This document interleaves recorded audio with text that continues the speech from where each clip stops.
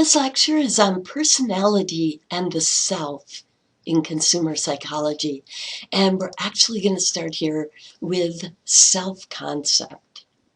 Your self-concept is the beliefs and the attitudes that you hold about yourself. Now, beliefs are facts.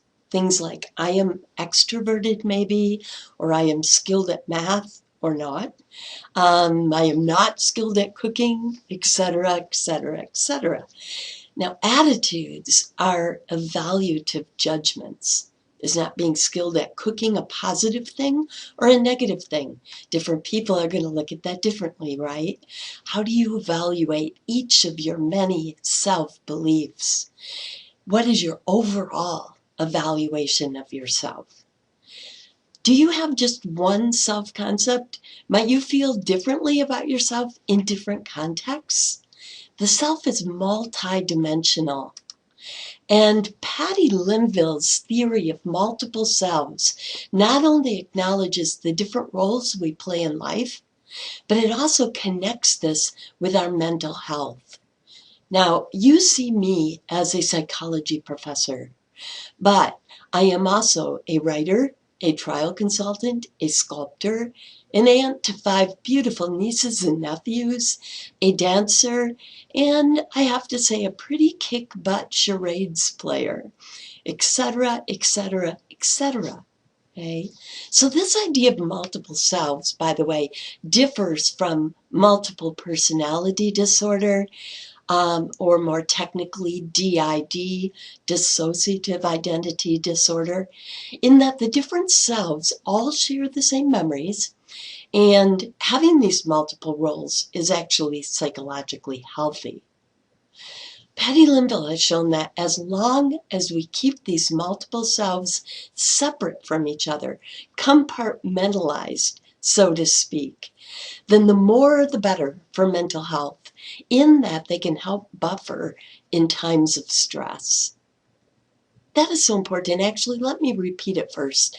So Patty Linville has shown that as long as we keep all of our multiple selves separate from each other, compartmentalized, so to speak, then the more the better for mental health, in that they can help buffer in times of stress.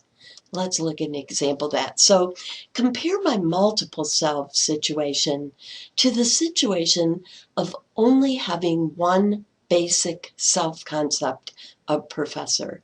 Now assume I lost my job. In which case would my life be the most devastated? Clearly, that would be the case on the right, right? Only have one self-concept, right? So Patty Linville has shown that non-overlapping multiple selves can help to buffer stress in this way. Non-overlapping being the key word here. So probably okay to make friends with 1 or 2 colleagues to the extent that you introduce one into your family life and or perhaps into your yoga life. But for the most part, it's better for your mental health to keep these lives separate. Our multiple selves, or different roles in life, also affect our preferences and choices. So it is easy to see how the more multidimensional market segmentation measures are, the more successful they will be at capturing more facets of an individual's self-concept. Now let's look at Rogers' theory of actual and ideal selves under self-esteem, starting with self-esteem. So your self-esteem is the overall, remember, evaluative component of your self-concept. So in other words, your general attitude about or judgment of yourself. To what extent do you like yourself? Think of yourself as good or bad. In short, people with high self-esteem tend to have the most stable self-concepts and be more confident in who they are compared to those with low self-esteem who tend to be more unsure of themselves. Now, it is possible that someone with high self-esteem can have an unstable self-concept, or one with low self-esteem, a stable one, as you will likely learn if you take personality or social psychology both classes of which I teach down the road. But these cases are less frequent. So in short, people with high self-esteem tend to have the most stable self-concepts, be more confident who they are, compared to those with low, who tend to be more unsure of themselves.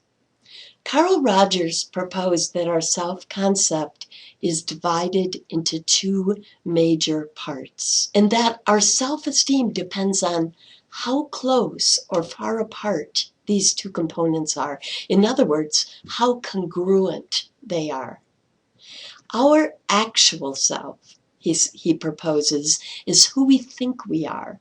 Our ideal self is who we think we should be.